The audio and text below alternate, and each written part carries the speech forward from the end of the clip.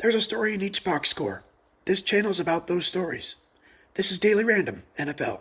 Daily Random NFL. Can tell a story from any box score, even an old one, especially if that's all you have.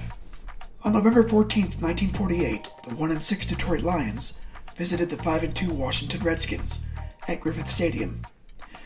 There were 32,526 in the stadium for whatever NFL madness was about to happen. In all-time head-to-head play, each team had 6 wins and 6 losses. Alvin Nugent McMillan, known more famously as Bo, was in his first season coaching the Lions and looking for just his second win as a head coach. McMillan had been part of the league since near the very start, as a back with the Milwaukee Badgers and the Cleveland Indians in the early 20s. In 1922, while taking on the near-invincible Canton Bulldogs, McMillan caught a 4-yard touchdown pass, scoring the only points against the undefeated juggernaut in a 40-6 loss. Since then, he had made his way as a college coach with Geneva, Kansas State, and Indiana for 26 seasons in total. Fred Enke was the man under center for the Lions in a time when a lot of players still played both ways. A 23-year-old rookie, Enke had a 55.1 quarterback rating, but that wasn't really that bad at the time. Enke completed just under half of his passes and threw 7 touchdowns versus 10 interceptions through his first 7 games. Turk Edwards, who was eventually inducted into the Pro Football Hall of Fame as a tackle with the class of 1969, was leading the Redskins for his 3rd season and had a 14-15-1 record. You can bet he'd love to get to 500 in this one. Since his playing career, 9 seasons with the Redskins, all the way back to their days as the Boston Braves, he immediately transitioned to line coach upon his retirement, beginning in 1941. Edwards was blessed with a Hall of Famer in his starting lineup, slinging Sammy Baugh. Baugh was a generational talent that we maybe are not even aware of. A 6'2" gunslinger when nobody else was really using their passing game. Baugh revolutionized a position formerly reserved for the team's best ball carrier. In his 12th season under center for the Redskins, Baugh led the NFL in most passing categories, most seasons.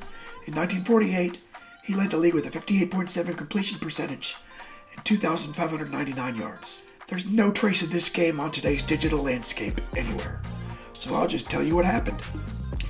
Dick Poyon got the Redskins on the board first with a 32-yard field goal. Camp Wilson answered for Detroit with a 2-yard touchdown dive. In the second quarter, Joe Margucci added a 2-yard touchdown dive to the Lions' total, giving Detroit a 14-3 lead. Washington came out with guns blazing in the third quarter. Dick Todd caught a 6-yard touchdown pass from Baugh. Ed Quirk added a 1-yard touchdown run, and John Konosowski tackled receiver Bill Dudley in the end zone to give the Redskins a 19-14 lead headed into the fourth quarter. Dudley got the Lions back on top with a 13-yard touchdown catch from Enke to make it 21-19 in favor of Detroit. Then the wheels came off for Motor City. Ed Quirk ran for a 4-yard touchdown to give Washington back the lead. Baugh then threw 3 touchdown passes down the stretch. A 12-yarder to Todd, a 46-yard play to Tom Farmer, and a 6-yard strike to Bob Nussbaumer to make it a 46-21 final score. Baugh put up a stat worthy of a much later era, completing 23 of 31 passes for 266 yards, 4 touchdowns, 2 interceptions, and a 112.4 rating. He hit Todd 7 times for 89 yards and those 2 touchdowns, and Hal Chrysler caught 5 for 119. 5 Redskins backs combined to run 41 times for 184 yards and a pair of scores, led by Quirk's 12 rushes for 52 yards. Enke threw for 172 yards and a touchdown on 8 of 20 accuracy, and also threw 3 interceptions to finish with a 48.3 rating. Bob Mann gained a game-high 147 yards receiving on 5 catches in defeat. Wilson gained a game-high 76 yards on the ground on 20 carries for the Lions. Washington only won one of their final 4 contests to finish second in the NFL East with a 7-5 record. The Lions also won only one of their final 4 contests the rest of the way, and ended up with an NFL worst 2-10 mark.